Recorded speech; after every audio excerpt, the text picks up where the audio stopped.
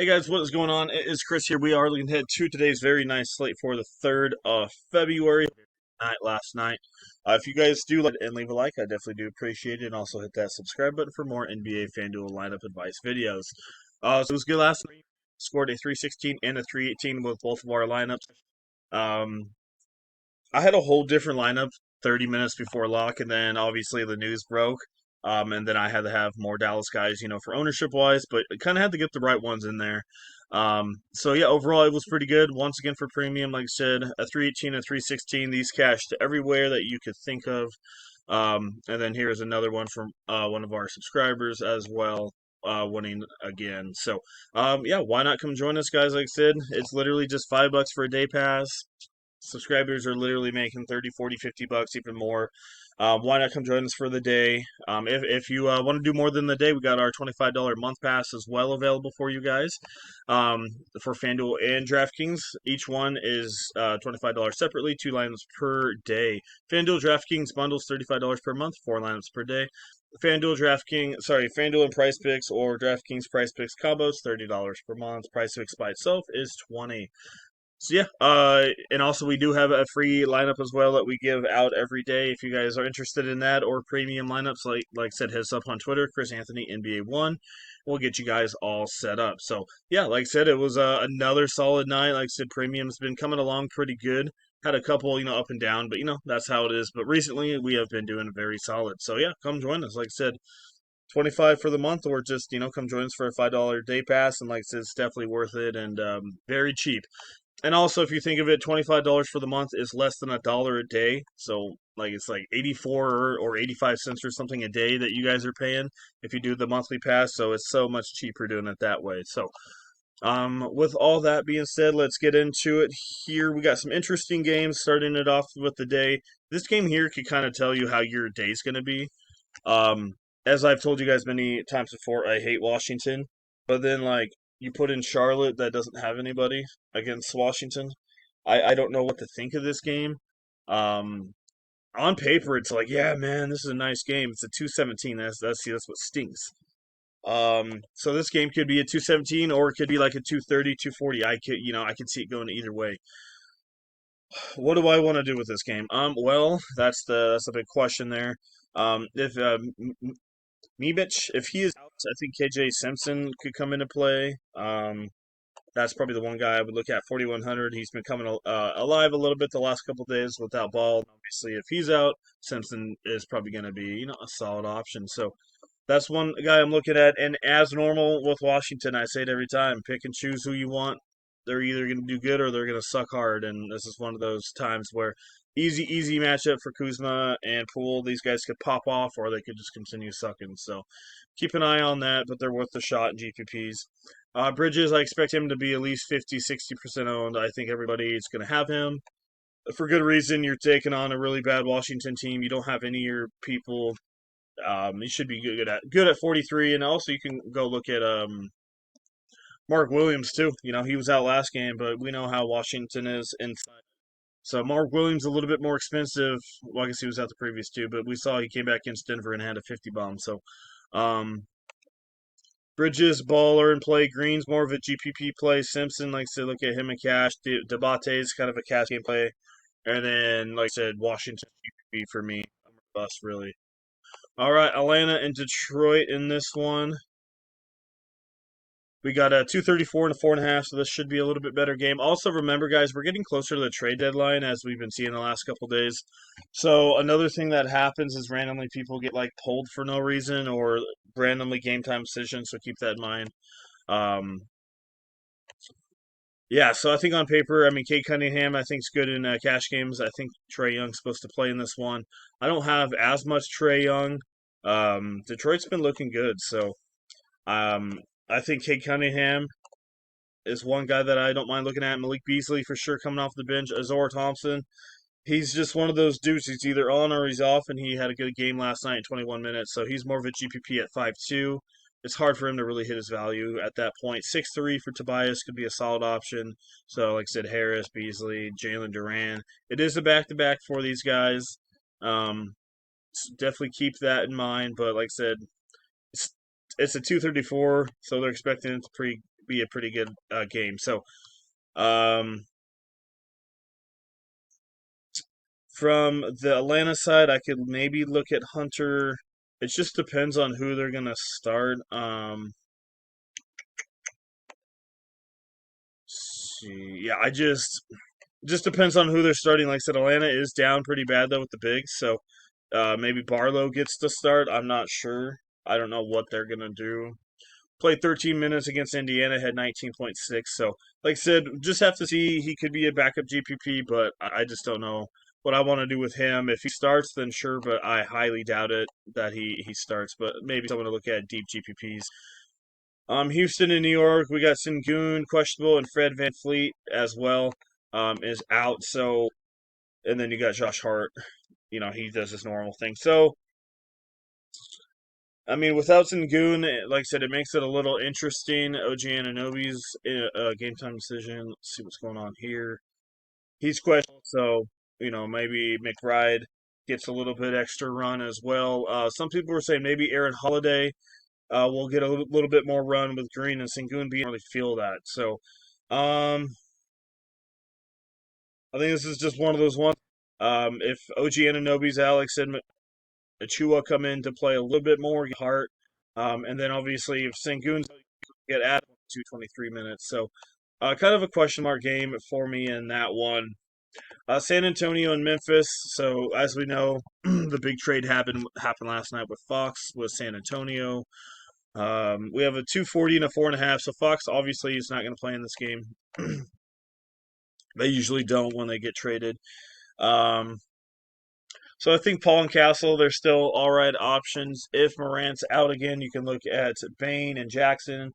If Morant plays, I don't mind looking at Morant. Another guy to look at is Victor. Victor's questionable. We may not get word on this one, and that's going to suck because obviously that changes it a ton.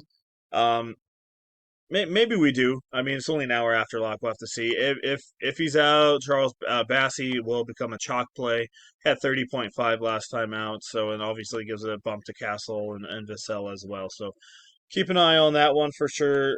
Definitely love targeting that game. Milwaukee and Oklahoma City back to back here for Milwaukee. So like I said, maybe they sit somebody. It shouldn't be that high of a spread. So I went out like Giannis or something. But like I said, if anybody is out, I mean, like I said, if Giannis is out, Lopez gets a bump. Lillard,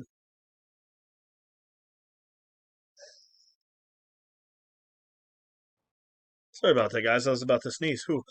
Gary Trent, Middleton gets a bump. Like I said, just depends on who's playing, who's not playing. Jalen Williams, Carson Wallace are both game time decisions. If they're out, you can look at Dort, you can look at Wiggins. Isaiah Joe gets a little bump as well, so keep an eye on those guys.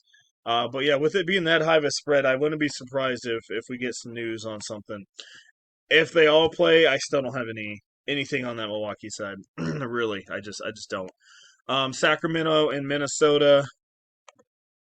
So Monk's going to be the main guy now. Minnesota is pretty good on the defensive wise, but you can still look at Monk. Ellis is going to be in the starting lineup. I don't know how it's going to be without Fox for Ellis, but Monk should for sure get the big bump here.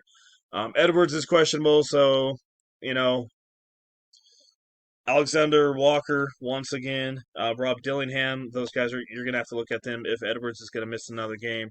Randall's out. Naz Reed's questionable, so they're hurting a little bit. I think Reed plays. If Reed plays, I don't mind going back to the well with him. He is 6'8", though, but don't mind looking at. I think another guy that looks good, especially with Fox being out, is Keegan Murray.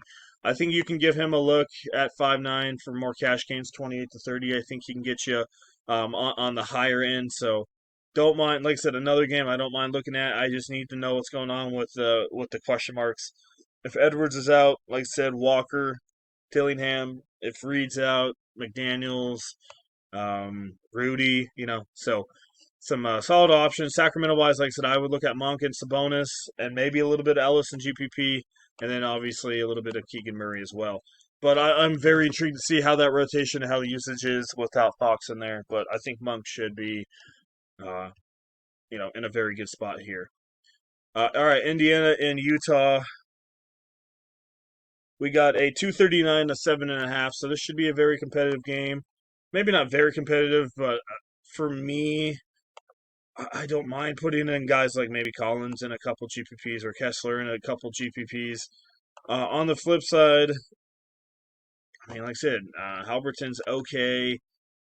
Benedict Mathurin, I just don't know how much you want from these guys. Siakam, Turner, they're in very good spots. Siakam and Turner, keep that in mind. We kind of saw that with Cleveland. They blew them out by 40, but they still got their points. So, um, yeah, Turner, Siakam, those are probably the two I would look at, and maybe a little bit of Halberton as well.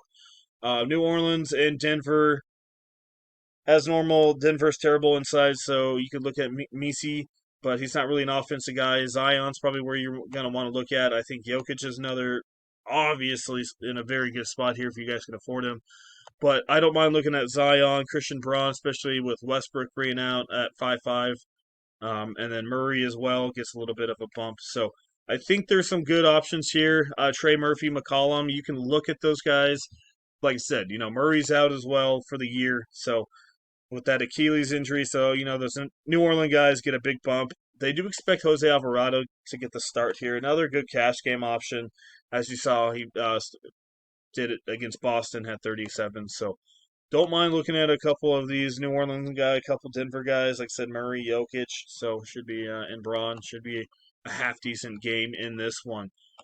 All right, Phoenix and Portland in this one. Let's go check it out. We have a 228 and a 4.5. Like I said, Portland has been playing better. And actually, really don't mind this game. Booker and Durant, I think, are the only two that are going to have ownership. Booker over Durant, but they're both solid options. Phoenix is still struggling a little bit inside. You could always look at DeAndre Ayton in GPPs. I don't think anyone's going to have him. He has been playing so much better as well. So you can look at him in some GPPs. Henderson, Sharp, those guys are GPPs as well. Phoenix is not the greatest against point guards. So I don't mind putting in a couple of Portland guys, maybe one or two Phoenix guys. Like I said, Henderson, Booker, and Ayton, guys like that are solid options for sure. And then last game of the night, I really don't even have anything in this one. Orlando, Golden State, I don't.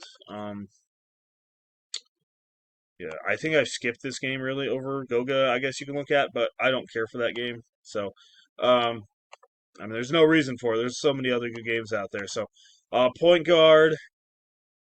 If I had to pick, I like Kate Cunningham, but like I said, it's an overtime. Not overtime. It was a back-to-back for him. So we'll see how he does. That's the only thing for me. Jamal Murray, like I said, is looking good at 82. You can look at McCollum, Murphy as well. Simons, Henderson are solid little options. If Victor's out, like I said, you can look at Castle, Vessel. Those guys all come into play. Luke Kennard could be into play if John Morant's out again. Devin Booker, as I mentioned, at 92 is looking pretty dang good. Murphy, if you want to come down a little bit. Sharp, Castle, Braun. Mention these guys.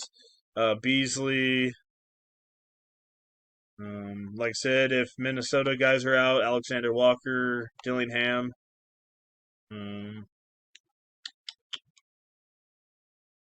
Mid-range ain't the greatest. You can look at Tobias Harris, Michael Porter, McDaniels, as I keep mentioning, Hunter. Eason could be a GPP play. Dylan Brooks, GPP. It's kind of what we're looking at there.